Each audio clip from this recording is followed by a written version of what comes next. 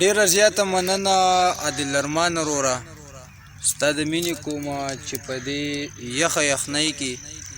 د سوات د سر نه راغلې او دغه لاره دې وواله او مینه دې راوړه زموږ دغه ساده باده کلي ته. نو بیا دې د مینې یو جهان مننه کوم، خو هر څومره مننه وکړم نو دا به کم وي. خو بهرحال تاسو د ټپو غوښتنه وکړه نو او دا دې ومې وي چې په چوته اواز راته ووایي. نو ټپې راته ویمه چې یا زما د څه وکړل چې لاړې په ځان دې بند کړل د ټول عمر دیدنونه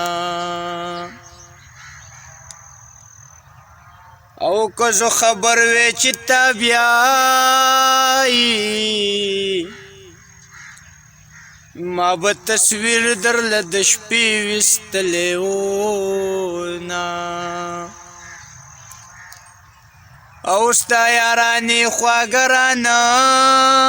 کړه اوس په مې تریخله زنکه دنه پورې وینه او دا به په ما پسې خپه وي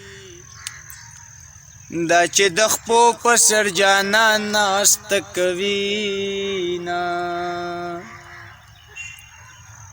او مینه دې وکړه رانه لاړې زما غریب ورځ دې نه لید میانه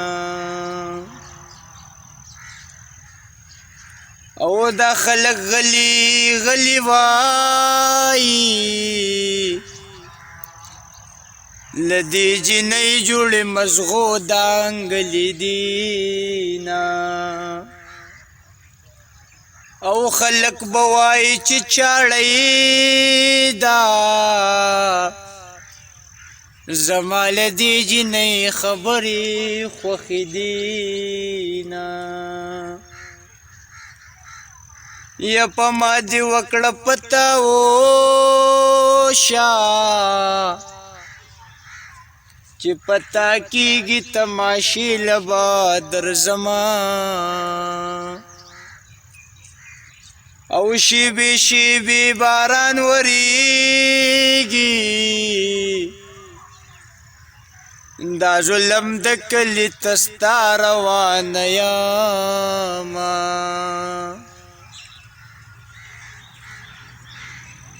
او چې لیونی در پسې نشومه د زړه سودا به مې تر عمره پورې وینه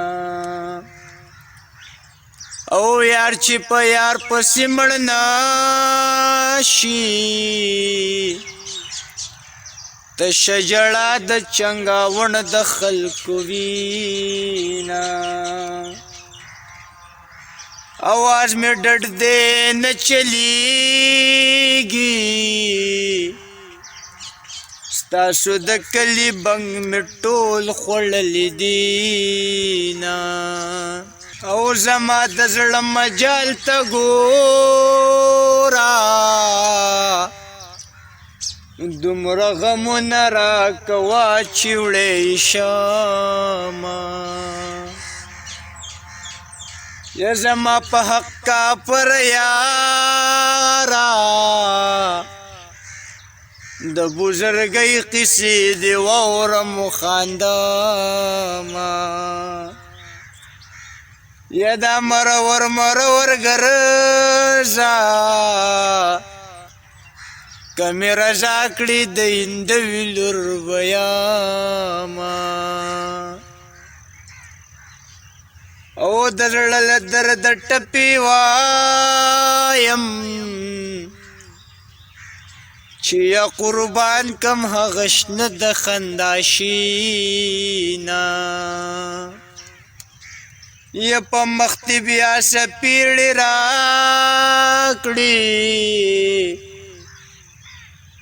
په سترګو ړوند شي پېغلې چا وخلي دینه زه خو یم عادله یار چې دا بړي